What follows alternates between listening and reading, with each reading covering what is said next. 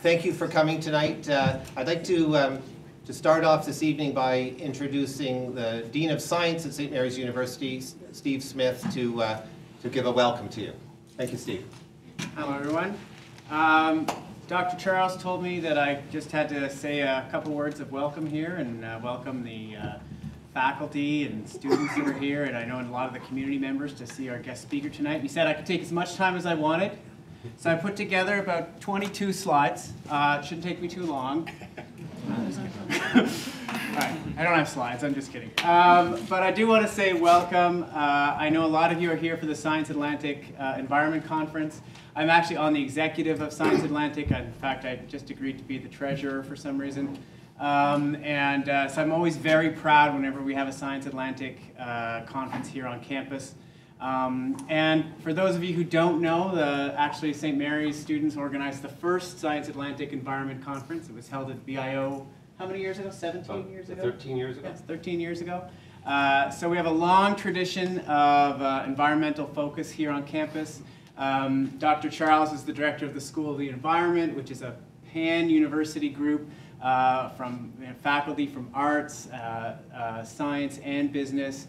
And we have 4 programs in the school now. I'm hoping we'll pick up a couple more programs as time goes on.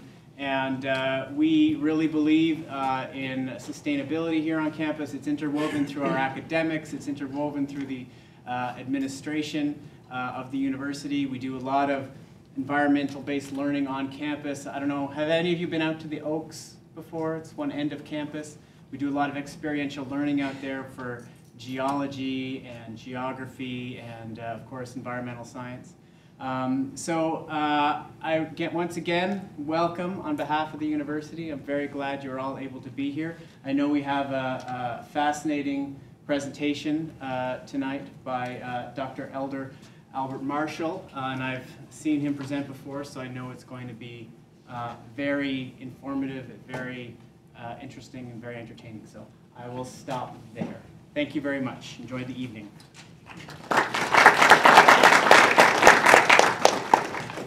Thank you, Steve. This indeed for us here at St. Mary's is a special evening. First of all, I want to reiterate a point that Steve made, that this is the opening of the Science Atlantic Environment Conference for Atlantic Canada. This is also the end point of our week-long Sustainability Week at St. Mary's, which has highlighted a whole range of environmental and sustainability topics. It's also a School of the Environment seminar, one of our regular series. So for us, this is already a culmination of some interesting pieces.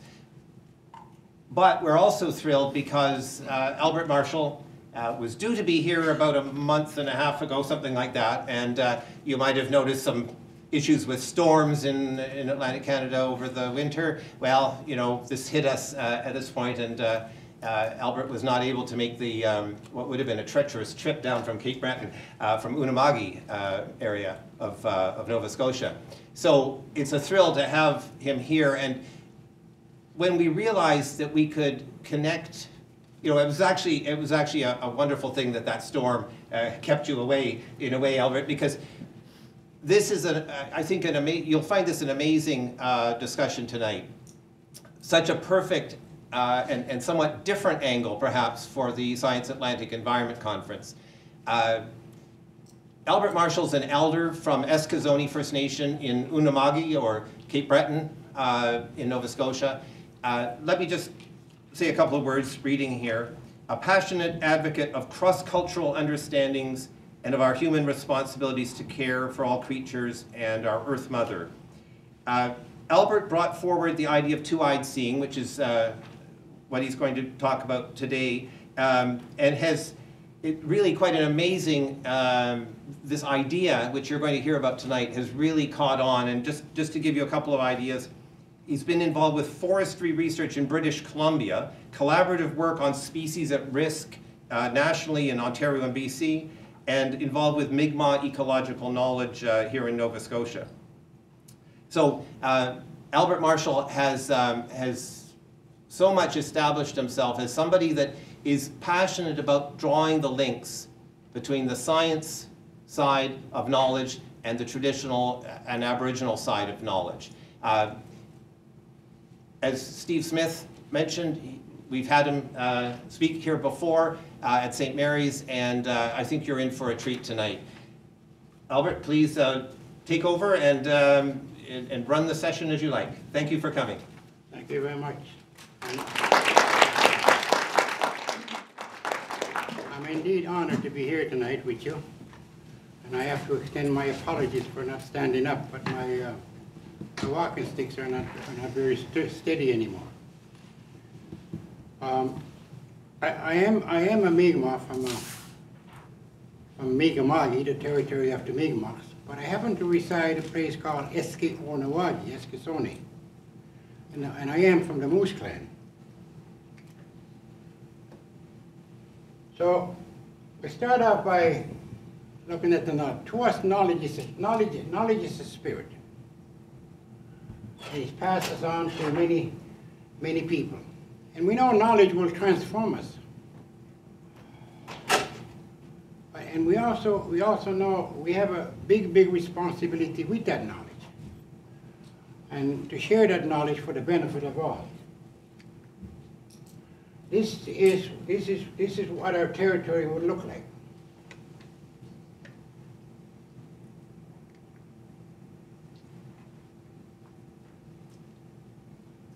And as you can see, we've been here for a few years.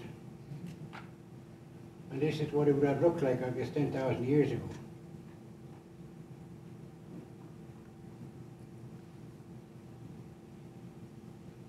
And as my lovely wife there, she's in the hospital right now with broken hip. And this is what she says. We must bring the traditional knowledge into the present, so that everything becomes meaningful in our lives, in our communities. In 2011, it came to a point where the elders were beginning to be concerned that the traditional ways of knowing are not really present in the higher learning institutions. So these would be the 23 elders came together, and the elders have spoken, and they came up with 8 recommendations. So, and in September of 2011, it was ratified, excuse me, by the Atlantic Regional Chiefs.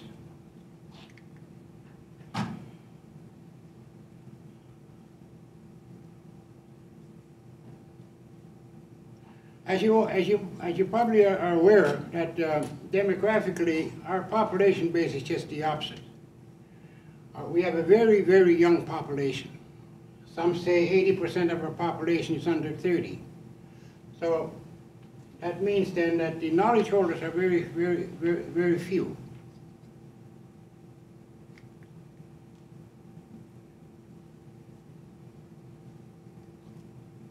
I'm sorry I don't have the handouts, but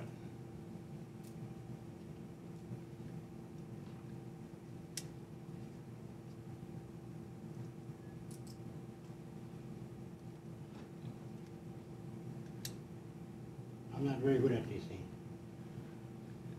Now, to I seeing, it to us means ed optimo, in which you look at everything from another perspective and see how it can be applied with 2 different perspectives. So learn to see from one eye with the best of indigenous ways of knowing, and from the other eye with the best in Western ways of knowing. And learn and use these 2 together for the benefit of all. So this is really very much to us a co-learning. And of course, the knowledge comes from the elders. So we are just a conduit or connection to that knowledge. And again, we seek to see with 2 eyes, to take the accomplishments of the white man's way of further by blending it with the wisdoms of our ancestors. Now, we use the two pieces of a jigsaw puzzle as an icon to kind of reflect on the fact that no one person has or possesses all the knowledge necessary. Only a very small part and parcel of it. And to capture the essence of the total knowledge system, all the knowledge holders have to be brought together, just like what we did with the 8 recommendations. And this is very much a co-learning journey in which we need to embark on co-learning journey of 2IC in which our 2 paradigms will be put on the table to be scrutinized. We need to be honestly be able to say that the essence, the spirit of 2 worlds have been respected, and as we work to balance the energies of the 2 ways, we need to put together such that we have something so profound that we can sustain ourselves. At the same time, be very cognizant that our actions of today do not jeopardize the ecological integrity of the area. Our actions have to be seen to be beneficial for the people of the next 7 generations.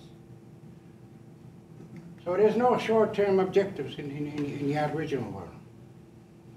And since I believe we have to be cognizant of the fact that we now have to coexist in the two worlds.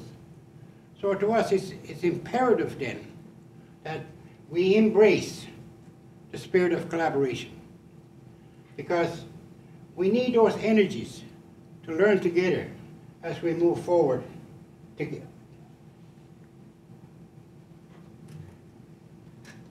Now, coexistence and interconnectedness and the community spirit. The way we look at that is that if it was meant for me to know everything I need to know, then I would be all alone in this world. But no, I need each and every one of you, because each and every one of us have been given a certain gifts, and those gifts to be applied for the benefit of all. And then, of course, we depend on each other. We depend on each other to share the gifts and the knowledge that we have been given, so that the community then benefits of our efforts. And of course, this knowledge of the physical is never separated from the wisdom of the spirit. Now, I took this part from Haudenosaunee. I don't know how many of you have ever heard about the two canoe wampum or two row wampum, in which it says, you know, our destinations might be mutual, but we will travel, we will achieve our destination to the direction that we choose. But since now we're in this co-learning journey, and we're trying to foster some of those teachings, and we know the direction to take, but we need you to help push that slave forward, so that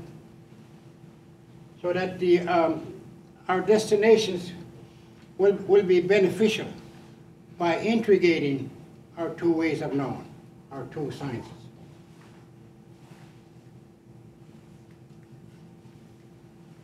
Of course,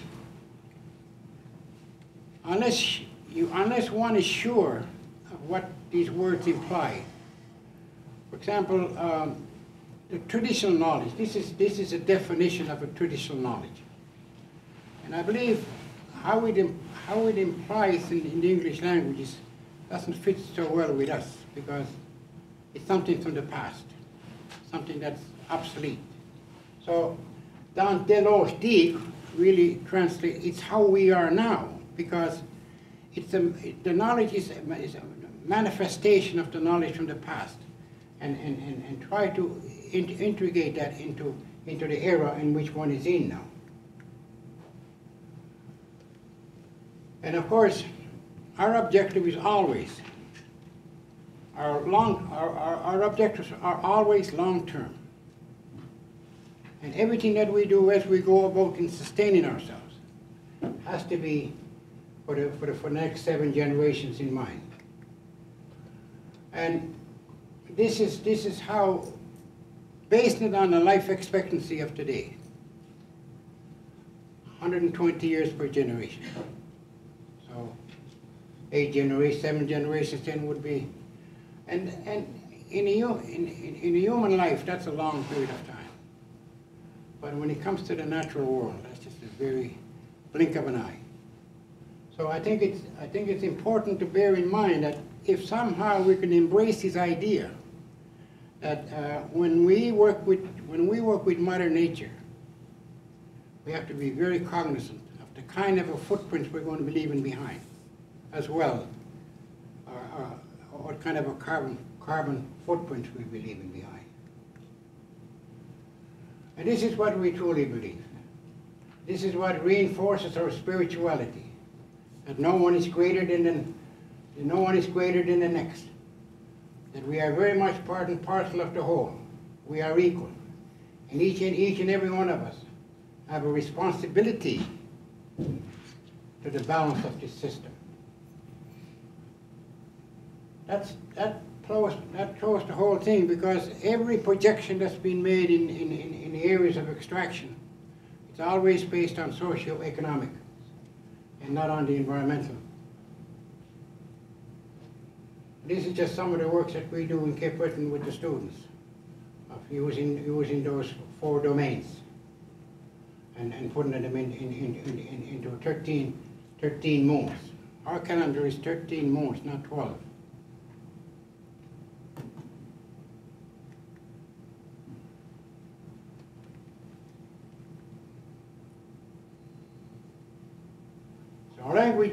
Our Mi'kmaq language teaches us that everything is both alive, both physical and spiritual. And the onus is on the person to look at our natural world with 2 perspectives. Unfortunately, modern science sees Mother Earth as an object, whereas in our language it teaches us it's a subject. Because if she is a subject, then she also requires the same appreciation, compassion, and understanding because it's a living entity. And it's much easier then to embrace it in that manner, just like you would embrace another relative. So words like Amsidnoma, all our relatives, because it's their daily reaffirmation of reminding us that we're all related. Every living thing, we're somehow related to it.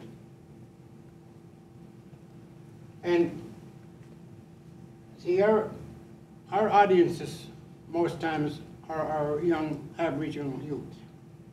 And unfortunately, I was telling Miss Francis here that our language is very much under challenge. Not too many places it's been used. So we're trying to help them and encourage them to somehow find a way as to how they should integrate their ways of knowing with the mainstream and demonstrate that the words are so complete. For example, we know that the first sacred love of life is love. So, Beka Jordamanage, it really just what it says. Consider all aspects. Action is harmonious. Ulodamanage.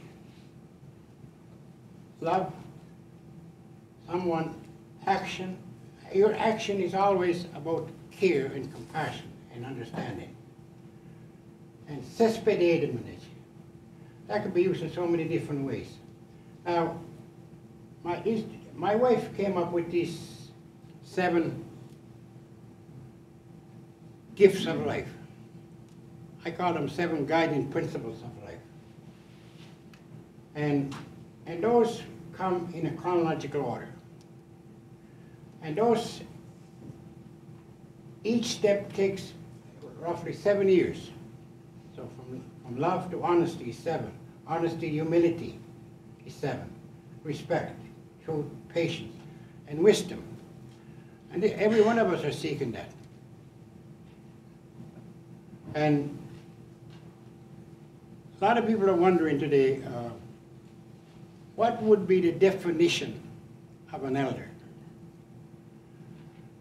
Without really trying to come up with a clear and concise definition of what's an elder, but rather what constitutes an elder.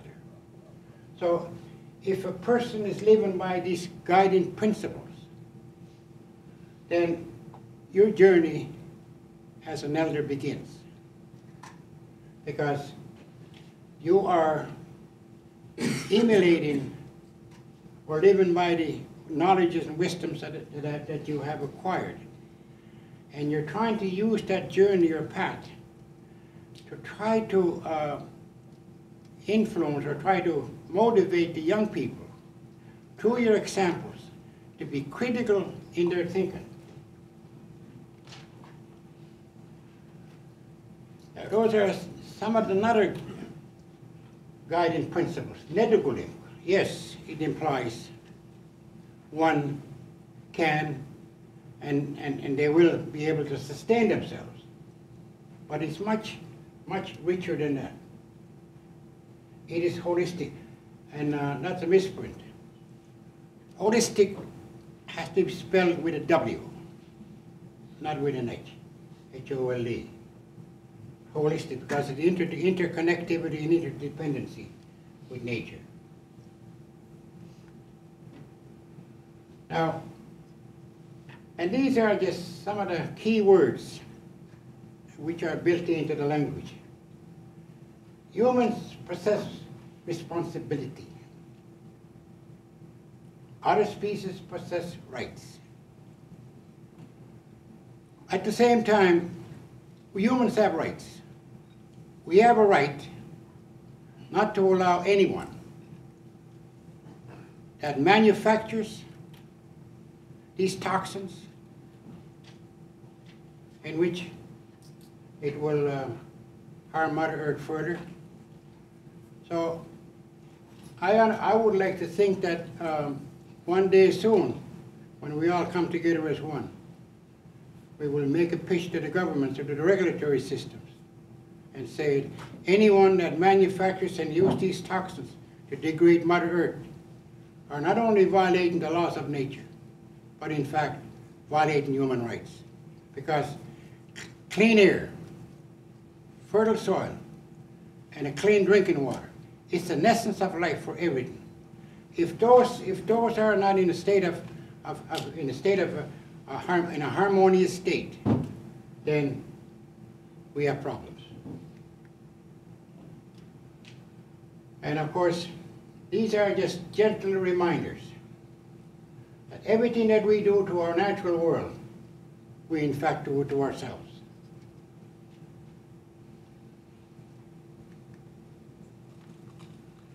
Now, looking at me, I'm not starving, but I use this sort of to remind people that we are very much spiritually starving. We have somehow allowed ourselves to be disconnected from that essence of what constitutes our natural world. And of course, if people are starving, they do not care about environmental sustainability. Now this is a challenging phrase. Somehow we have forgotten. Why, I don't know. But to me, this has to be a very powerful statement. If pollution exceeds the natural cleansing capacity of our system, we have a problem.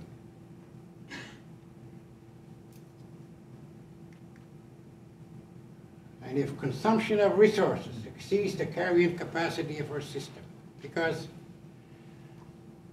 I'm not a scientist, but I do know and realize that the more biodiversity you have, the healthy system you're going to have. So the more species that we eradicate, then we are creating a greater and a bigger imbalance in which the system could be sustained. And if species become extinct, some of our relations are gone forever. Because as I said before, we consider ourselves the kin to all the living things. And these are just one of the species that have been eradicated. And the eels are something very sacred to us. And they're very much on a endangered list. And the other point I believe that needs to be pondered, in my humble opinion, is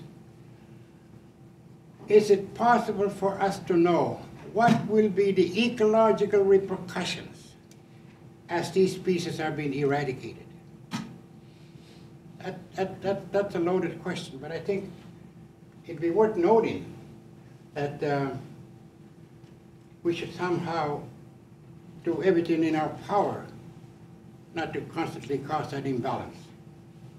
So through utilization of the gifts of the Creator, we can become whole. We can take care of our needs, living, dwelling, physical and spiritual needs. And of course, education is one of the key components. So education is critical because we have been disconnected from the natural world. So the lessons need to be transferred to the young so they too can address conservation measures. I was sharing that with Miss Francis that we have been very much disconnected from our natural world and from our ways of knowing. And unfortunately, the learning institutions never made any efforts of actually integrating or maintaining our ways of knowing with the mainstream. As a matter of fact, it was just the opposite. The sole purpose of being introduced into the main education system for us was to eradicate who we are, take our languages away, take us away from our natural environment, because now one could never pinpoint the dilemma we're in today. But for me, anyway, I somehow like to think that whatever industrialized revolution brought forth, it created something within us in which, as time went on, we were totally convinced that science and technology somehow have managed to transform our world into human creation. And as we can witness on a daily basis, apparently that's not the case. Look at the severity of the storms. Look at what's happening globally. So in our world, Mother Earth is crying out.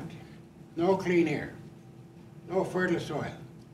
And we are polluting her beyond their capacity to heal herself.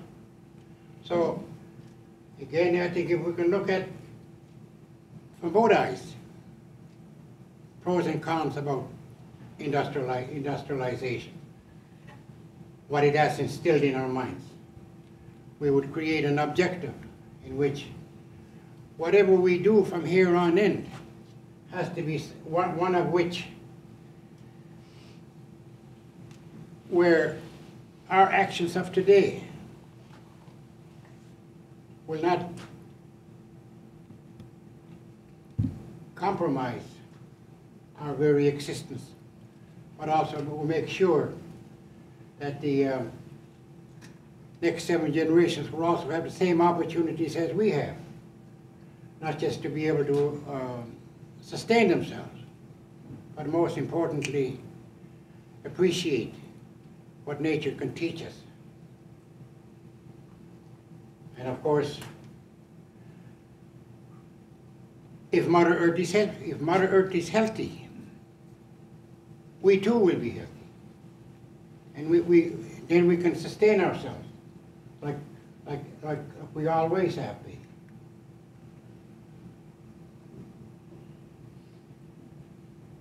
So all these things that the Creator has given us are substances in both physical and spiritual. Now, this is I would like to say, it's a challenge for all of us. Because each and every one of us have been given certain gifts.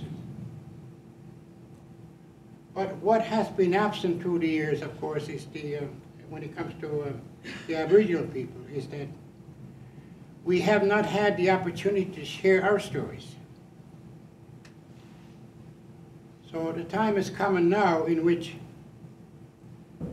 we can begin that dialogue, that exchange, because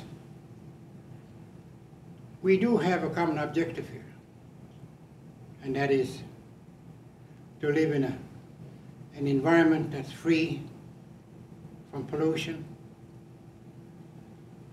environment that's going to be healthy, environment that will sustain us. So that's the question, I believe, that we should take away from here. And can we fathom how our ways of life would be if we could really humble ourselves, totally work together for the benefit of all. So, with that, I believe that the challenges that are before us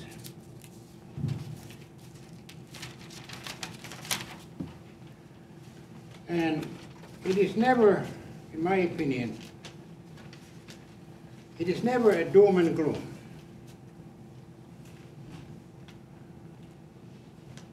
But I believe unless there is a concerted effort made of looking at our current situation and see how can we be instrumental in fine-tuning some of the methodologies that we're using as we go about sustaining ourselves. Because I honestly and truly believe that it is possible to have a healthy economy. It is possible to build incentives for a cleaner future. It is possible to have biodiversity and healthy human beings on the same planet. And it is possible to have a free markets, scientific and technological advances, and an even more positive environmental outcomes. So there is every reason to be optimistic that if we develop smart environmental practices and biodiversity policies, our children and grandchildren will experience an even more pleasant world. You see,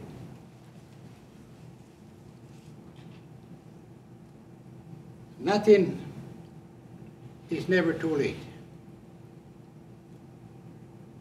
We still have things in which we can bring forth. But at the same time, I believe somehow we have to transform ourselves, just like what we have been doing for centuries, to be the eye, the ear, and the voice for Mother Earth. She needs us now.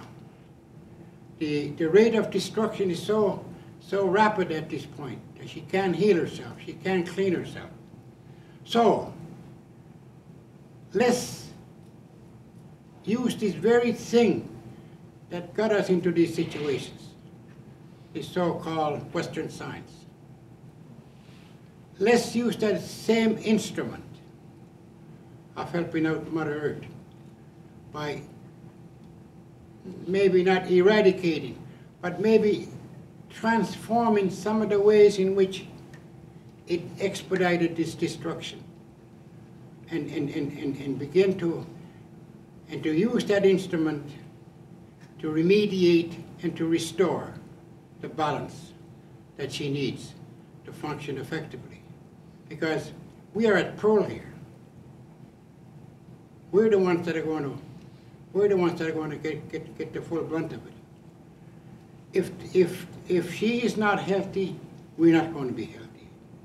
And as we can hear and see on a daily basis, the species are being eradicated on a daily basis. And no one is asking this vital question of what will be the ecological repercussions. Nobody's even thinking of what will be the loss of income. That's the only factor they use. So, to us, we are reaching out to the young people to take the best from all worlds, and we're teaching that to our young people. Most importantly, you have to be very cognizant of the fact that the newcomers did bring a lot of good things. And by all means, take the best for what the newcomers have brought forth. And you have been left with something from your ancestors. And to put those two together to create a better future for yourself and for the natural world. So how much time have we got? Another 5 or 10 minutes? Okay. And then we can have questions after that. All right, I want to take a breather. Maybe somebody might have a question. And if I don't have an answer, I got Miss Francis here to help me out. And I got John up there. Would you like question period now, or do you want to continue? Well, we can, what I would like to know is that in our world, relationships are critical. So when the elders wants to engage the youth in that relationship, they would ask you, who are you? Where do you come from? Why are you here? And where are you going? But now, that term has changed now. Not where are you going. It now has to say, where are we going? But the one I'm interested in is, why are you here? Why are you especially keen in this particular discipline? Because I think it's critical, because I can't speak too much about the mainstream education system, but the education systems that I'm familiar with on the First Nations communities is that how do we begin to compensate this long-term disconnect from a natural world?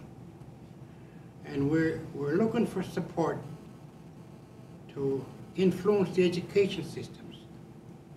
The only term I would have would be to have natural sciences mandatory in the school systems, along with the language program.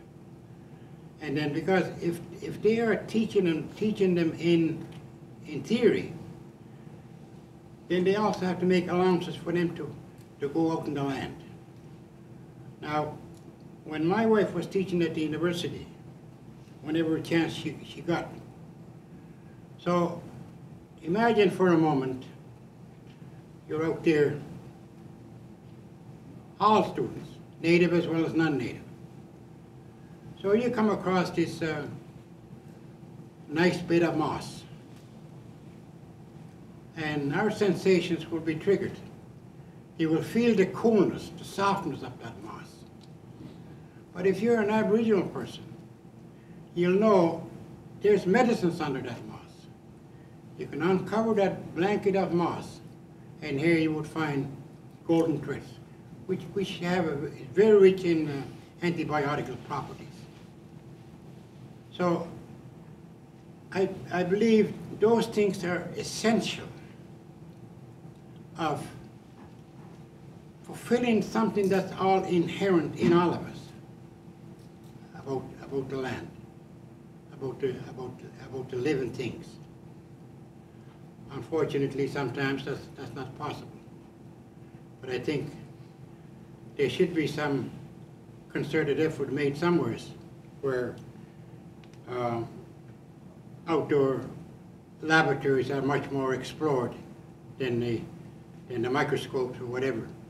The other part is that where you could actually integrate two ways of knowing is, in a lab, we can dissect a frog and know every body of that frog by naming it. But if you're an Aboriginal person, you will also learn the purpose of that frog within the system. So, to me, there is a lot of room in which we can compare those things and see how we can broaden our understanding about the complexity of our natural world. Because she is complex, she is unique, and she will be here for a long time.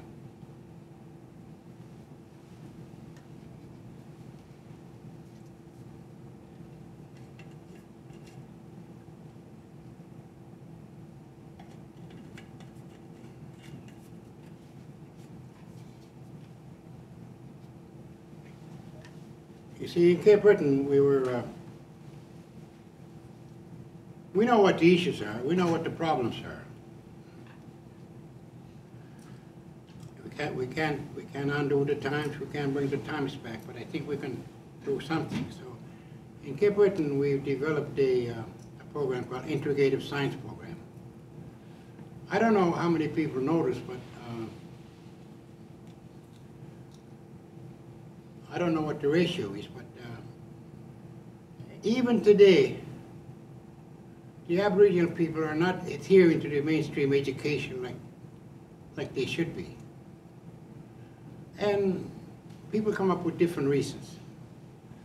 But the core issue here is that unless you can see yourself into something, then you're not going to be interested. In other words, when that question was brought to the elders 19 or 20 years ago in Unamagi, about the fact that why isn't there more Aboriginal students adhering to the education system, especially in the field of science, everybody assumed that it would be lack of content. No, that wasn't it. What they were saying was, integrate, you got to put the two ways of knowing together as equal. Now, from that humble beginning, I mean 25 is not a big number, but for us it is. And that would have been just the first step.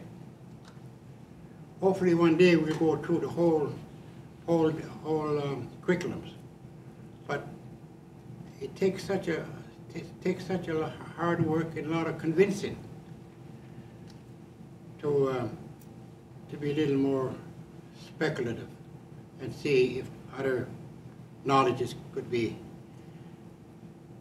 entertained.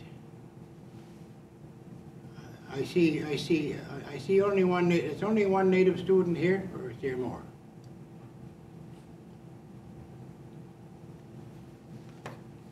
But anyway, that's. Now I want to sit back and listen to you guys. Or maybe somebody wants a clarification or something to expand on. He's asking for your thoughts about the mainland moose.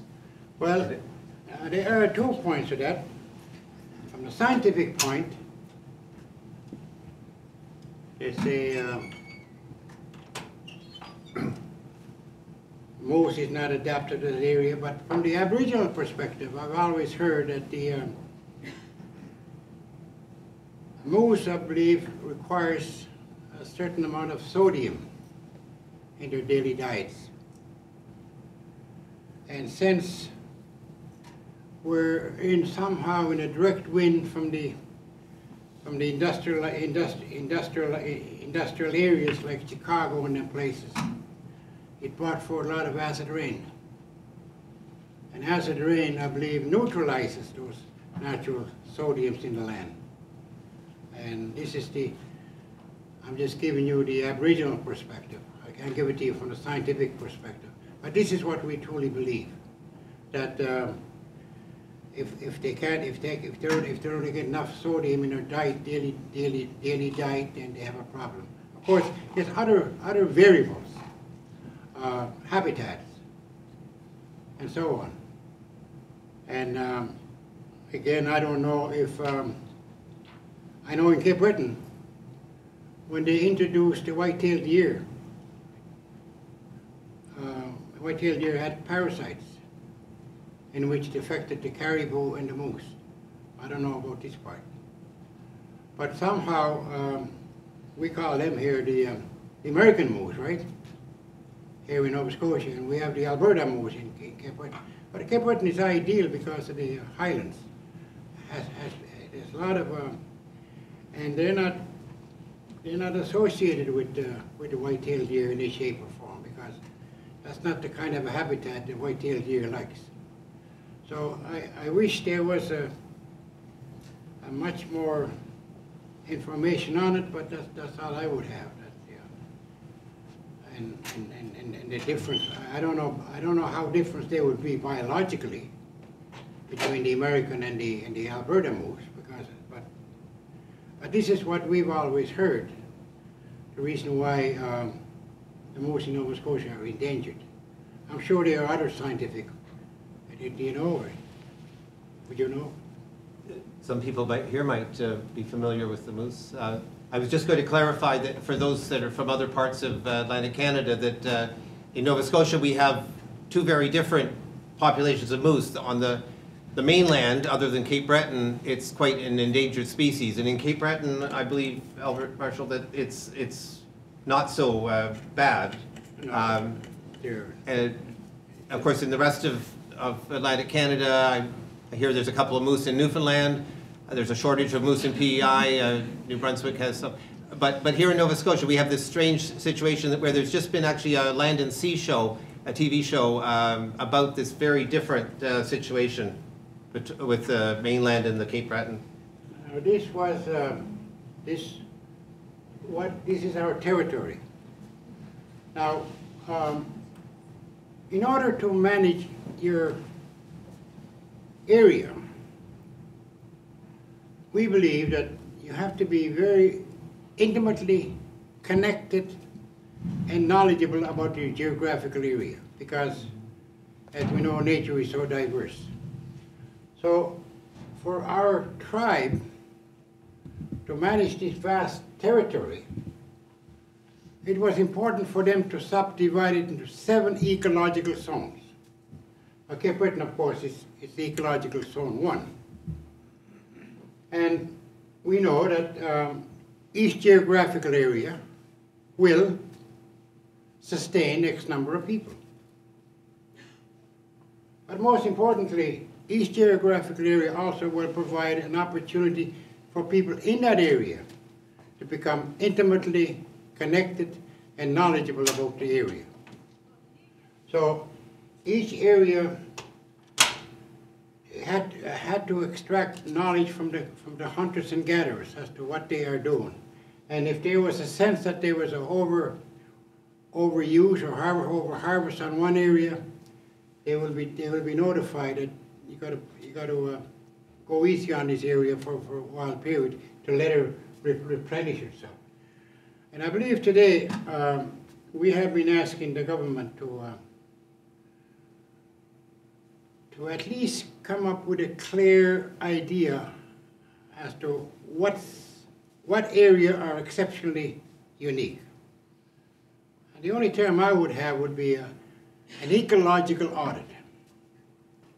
So when it comes to managing the area, we believe that if there was a proposed development on a certain geographical area, and we know it's an exceptionally sensitive area,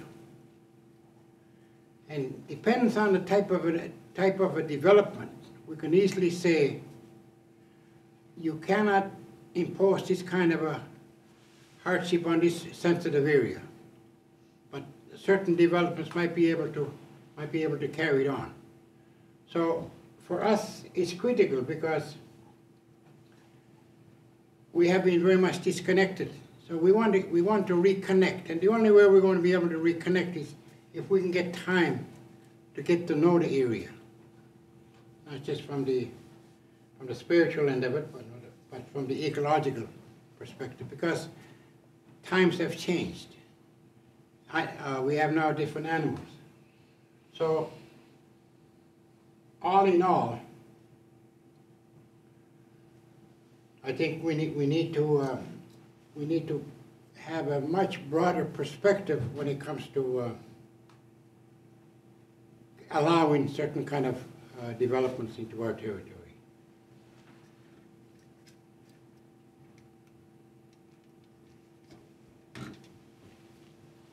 So, you guys must have some questions. Yes, thanks for your presentation. One of the points that you've mentioned that I found particularly interesting is the idea that language structures knowledge. And I'd be curious to know what programs or projects exist in Canada that tried to teach youngster native language terms, and if that was successful in transferring an idea of nature that differs from what we usually learn in other schools. Well, ideally, in my humble opinion, as you know, there are 57 linguistic groups across this country. There's, what, a couple of hundred or so dialects. But ideally, here in the Maritimes, it's predominantly Mi'kmaq. You would think that would constitute some kind of an effort in which that could be optimized. However, even not even the language, even the knowledge itself. I don't know of any institution as yet that have embraced this idea that, you know, maybe can we extrapolate some things from the Mi'kmaq perspective and see how they could be applied from Western science perspective. Because to me, it's so obvious that, well, we've been here, what, 18,000 years, living off the land and so on. You know, there must be some merit to that. And the broader our perspectives are, and how open we are, the better chance we would have then of managing and working with nature as we should all, because we need her more than she needs us. So in the short term, the answer is no. There's nothing anyways about the language, because as I said, our language is mostly action, and it reaffirms your interconnectedness and interdependency with the natural world. There isn't that separation. I think that's where the benefits could be. You know what I mean?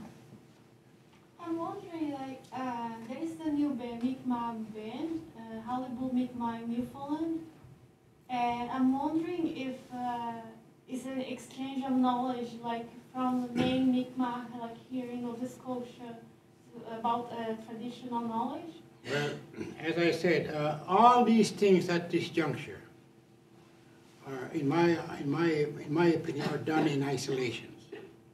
There hasn't been anything established in which we can use some form of a standardized way in which to exchange, because the gap is so wide that for those of us that had the opportunity to maintain our languages are so few now.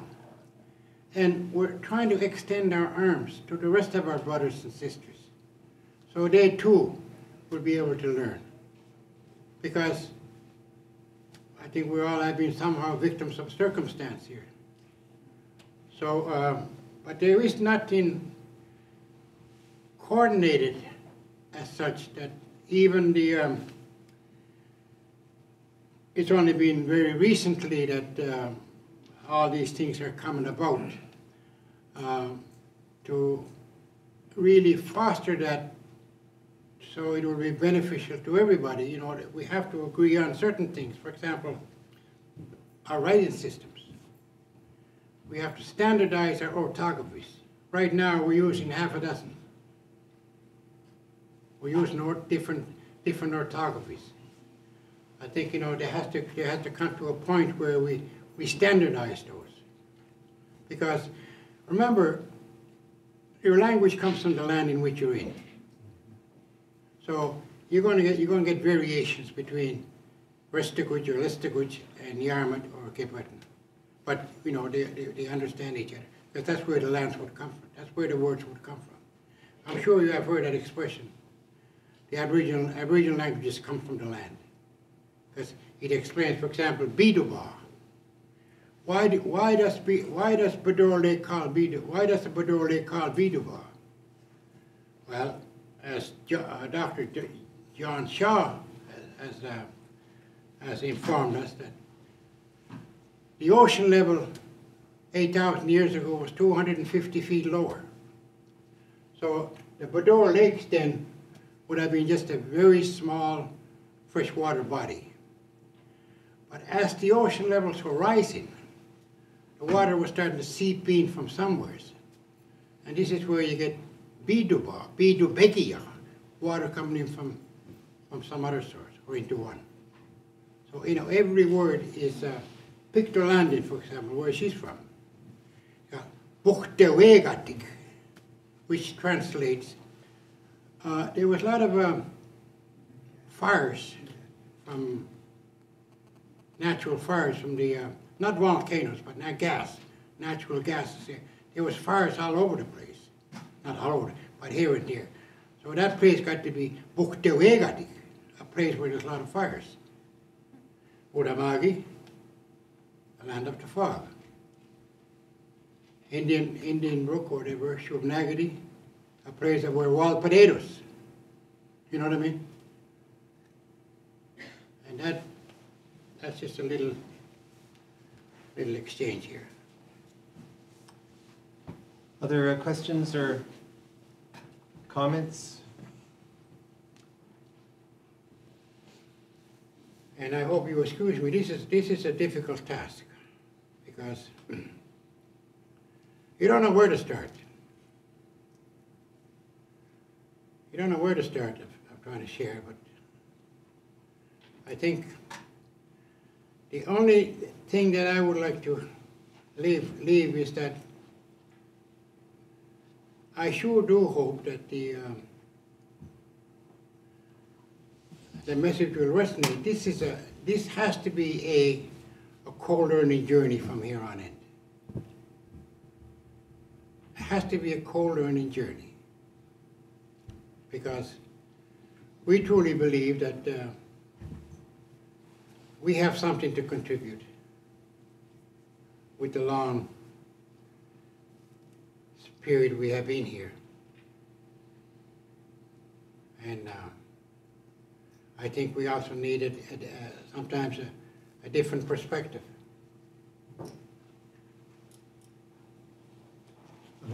Yes. I'm wondering, are you aware of any attempt at all to document the traditional knowledge of environment, nature, in North America? Well, you see, to date, DFO has made some efforts of trying to integrate an Aboriginal ways of knowing with their scientific ways. I do realize that there are some people that are very much concerned about documenting it. But for me, I have no problem, because to me, knowledge is alive, right? So it's not mine. I have to share it. And realizing the younger generations, their lack of sense of being is such that we now have to start creating terms of references for them. We have to begin to document those things. But before we go there, since our culture is collective, then we have to be very careful and adamant that authenticity, accuracy, and the sacredness of it will always be maintained. And there's only one way you can do that, and that is to maintain the checks and balances to your knowledge holders. Because human nature is as such that, you know, if someone doesn't know the essence of something, there's going to be a strong possibility of fabrication. But to maintain those 3 points, authenticity, accuracy, and the sacredness of it, it has to go through the knowledge holders over and over again to ensure the essence of who we are will always be maintained.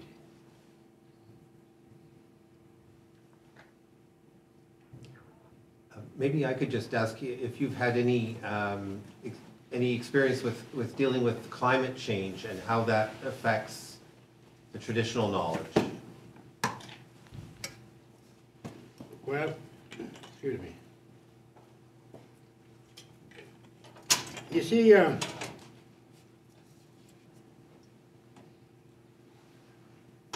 don't believe the phenomena of climate change is an issue. Personally, I don't feel it's an issue. It's the effects that it has on a system that's already challenged and overtaxed, where certain species, because of the variables, habitat, land use activities, toxins, both air and water, are as such that it's creating such a challenge to some of these species that they are not as resilient or tolerant as they were once. So climate change, I think, is more not just the phenomena itself, but the impact it's having on the essence of life: clean air, fertile soil, and a clean drinking water. And ultimately, that affects the.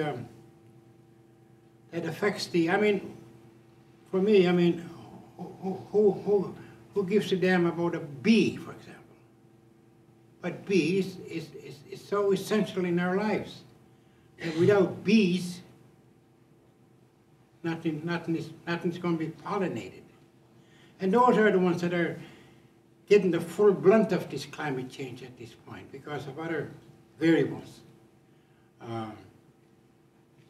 pollutants, habitat, and so on. So climate change, I think, inevitably has to be something in which it will be on that, what do they call that thing when they figure out the monies, it should be way up there. Because without a healthy environment, nothing really survives. Now, when it comes to us, we still very much rely on natural medicines. And if an area, to whatever the reason is, we can't collect our medicines anymore. And you sometimes have to wonder as well, if this certain medicinal plant is really safe to consume anymore, because we're not too sure of what's in it. And this is where I believe now, in this 2015, becomes critical that traditional knowledge is not going to sustain us anymore. So we're embarking on this idea that it has to be co-learning now. We need these scientific tools from the sciences to tell us that this is the canary in the mine. Thank you. We should wrap up at this point. I'd like to thank Albert Marshall for a very interesting discussion today. Let me do that first, and then I just want to say a few words for those here for the conference about the session tomorrow. Also, once we've broken up here, we do have more refreshments that are just outside and ready to come in. So if you'd like to, I hope you can stay a little bit, talk to Albert Marshall if you'd like, talk among yourselves, and we'll wrap up, well, anytime you like, but we'll wrap that up within half an hour, but it gives us a chance to talk a little bit more. Albert, thank you so much. You took the trip down here. I appreciate it.